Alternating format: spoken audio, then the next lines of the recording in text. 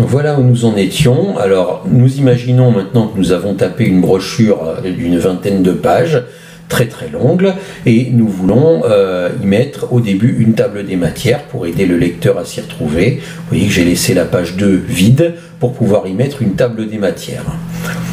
Et donc je vais y mettre ma table des matières. Eh bien, j'ai pas besoin de la créer à la main, j'ai pas besoin de taper introduction page 1, les valeurs de notre entreprise page 1 ou page 2, enfin c'est plutôt page 3. Voilà, j'ai pas besoin de faire tout ça. Je sais tout simplement que je vais pouvoir demander à Word d'aller me chercher tout ce que j'ai défini comme titre et d'en faire une table des matières.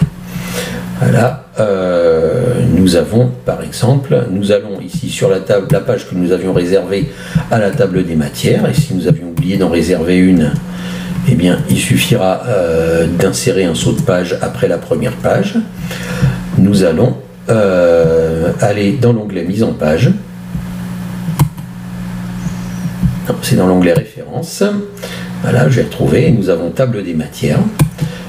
Quand on sélectionne ça, vous pouvez sélectionner table automatique 1 ou table automatique 2, ça ne change rien. Voilà la table des matières qui s'est créée automatiquement, vous voyez. C'est exactement les titres de chapitres et de paragraphes que nous avons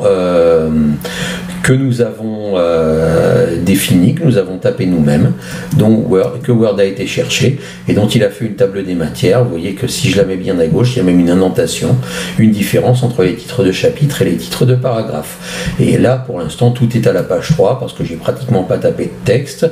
Mais imaginons par exemple, je vais insérer un saut de page ici. Voilà, je vais retrouver la fidélité. Je vais mettre la fidélité à la page 4. Voilà, et les valeurs de notre entreprise, je vais insérer un saut de page ici aussi. Donc les valeurs de notre entreprise vont se trouver page 4 et du coup la fidélité va se retrouver décalée à la page 5. Alors maintenant que j'ai changé les numéros de page, qu'est-ce qu'à votre avis est arrivé à la table des matières automatique? Vous pouvez penser que les numéros de page ont changé, allons voir. Non, les numéros de page n'ont absolument pas changé. C'est pas parce que vous changez les numéros de page que ça les change automatiquement dans la table des matières. Donc vous pourrez me dire, mais à quoi ça sert alors de faire une table des matières automatique? Regardez, lorsque vous la sélectionnez, vous avez l'option mettre à jour la table.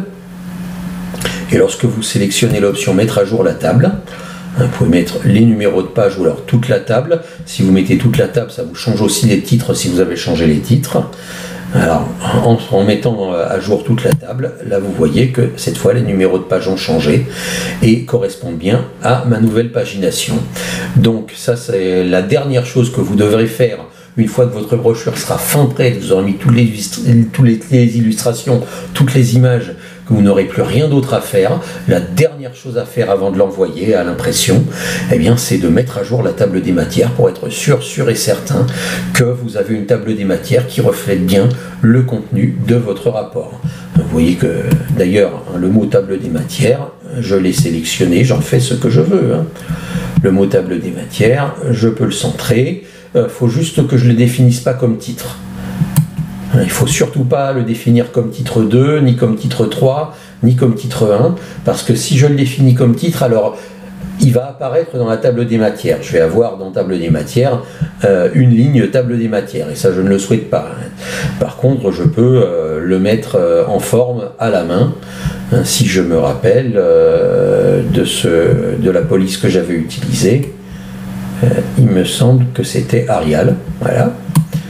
Ok, si je me rappelle que voilà, je l'ai mise en rouge et en gras, j'en fais un petit peu un titre 1, mais sans dire à Word que c'est un titre 1, sinon il va apparaître, ça va apparaître ici comme table des matières. Je ne suis absolument pas obligé de laisser le titre table des matières. Si j'ai envie d'appeler ça sommaire, j'appelle ça sommaire, ça ne change absolument rien. Vous aurez toujours une table que vous pourrez mettre à jour autant que vous le souhaiterez. Vous pouvez définir ici les options de la table, si vous souhaitez les faire évoluer.